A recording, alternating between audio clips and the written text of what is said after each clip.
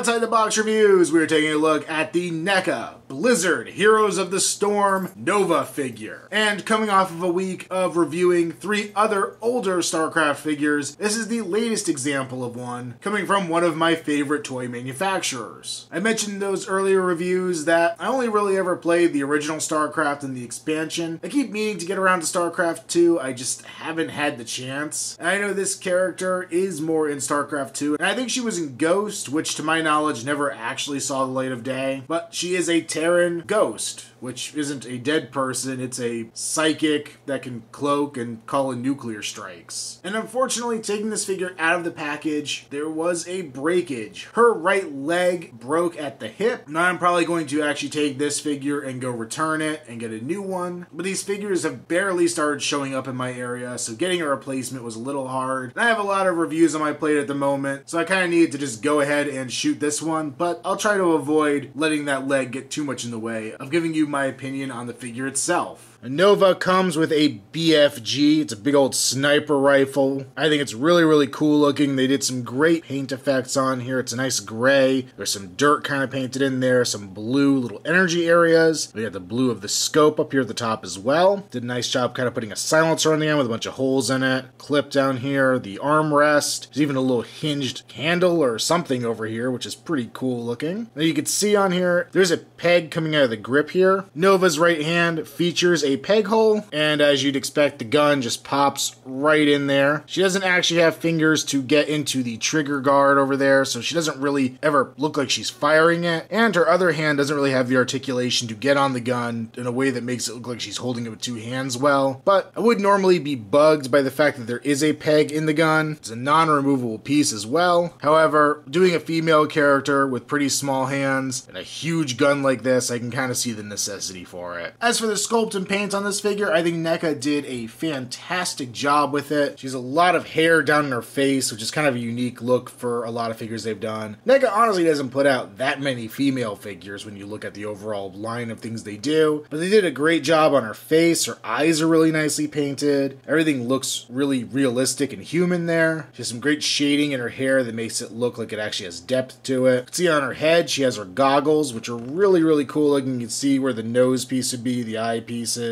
And then she has the caps over her ears. You look at it in the right angle, it almost looks like she's wearing headphones or something. We come around to the back, we can see she has kind of a tie up there, and then her big ponytail coming out the back. Very long, very large. This actually comes as a separate piece in package, but really nicely detailed. It's also a softer material, so it is a bit pliable, not really going to get in the way of anything. And it's light enough that it doesn't really seem to throw off her balance or anything like that. Going further down her back, you can see a lot of great attention to detail on the armor, a nice blue metallic, kind of a lighter blue energy looking ring going around that circle in the back there. We have her shoulder pauldrons, which look really cool. Once again, more color shading in there. The metallic, you can really see here, very shiny. You can see the metallic flex in the paint here. Another little brighter blue area, some nice white detailing. Chest plate's really well done. They add some black in there as well to add to the panel linings. It's really cool. She has her high collared neck there, done on the kind of white and gray of the underbody suit. The arms also match that kind of pattern with the white blocks with dark gray outlining and a lighter gray suit. The more the color motif goes onto the forearms, then the hands themselves have these little blocks above the hand. On the right side, we get the one gripping hand we already talked about. On the left, we have this open palm that will let her hold the gun, and then we could swap it out for kind of making the gun sign with her hand. So I know we see in the Heroes of the Storm trailer, intro, whatever you want to call it. Don't know if she ever does this in StarCraft, but I think it gives her a nice little bit of attitude. Coming down to her lower body, we add in some light blue panel lines onto the other body suit. We have this kind of armor pieces coming around her hips. They stay mostly on the side there, this one coming down a little on her left side, and the right side doesn't have that effect. She does have the rubberized diaper effect going on here for her whole lower torso. The legs continue that gray and white pattern with the blue panel lines. Then we go down to the really tall metallic boots here. You can see all the little extra details in there as well. And then her feet themselves looking really nice. For articulation, she has a really good range. She has a ball joint at her head, so she will look pretty far down, decent decently up, side to side, as well as tilt. Not really hindered by the hair, and the hair is also on a swivel because it attaches separately. So if you want to have kind of a windswept look, you could. I think it looks a little crazy with the whole ponytail going out like that. But for some slight adjustments, say if you tilt her head, you could keep the hair going down. I think that's a nice touch to be able to have. Shoulders are on a pin socket joint, so they'll go out to the side. They're a little hindered by the shoulder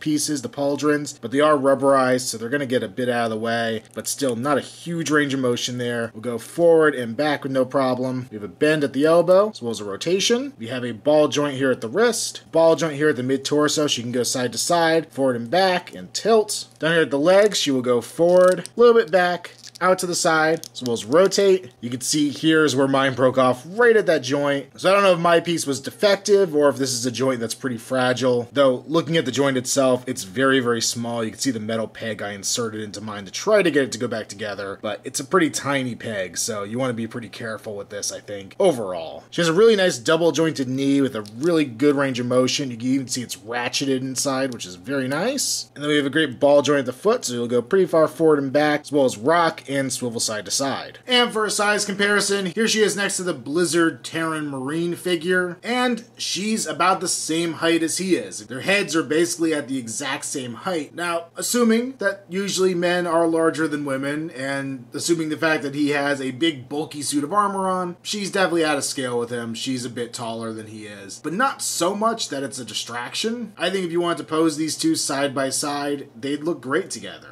And obviously I don't have one to compare with, but I believe the Toy-Com Firebat was a bit bigger than the Marine, so it might actually fit in perfect scale with Nova if you happen to have that figure. And I really hate that the leg on this figure came off, because I had such nice things to say about this figure. I think the sculpt and paint are really, really fantastic. Though now trying to get into this pose with the little gun finger gesture, and I kind of wish I would have given her a more cocky, smug kind of facial expression rather than this more passive one, because I think that would have fit with this gesture a little better and really wouldn't have been a problem otherwise. But her gun is a great accessory. She holds it really well because of that peg, which I don't think is too bad of a distraction. The paint on here is great. I love the blue metallic. They've done similar metallics on Gypsy Danger, and I've loved it there as well. It's actually very, very reminiscent of Gypsy Danger in this color scheme. The articulation, outside of the fragility of it, is amazing. This figure is a combination of two things that I assume have to be the bane of action figure manufacturers. She's a very slender character, so there's not much room to incorporate all the articulation, and she's wearing armor. So despite being so slender, she becomes bulky in other areas that make it hard to make the figure actually work and operate the way they want it to. And I think NECA did a pretty good job of pulling it all off.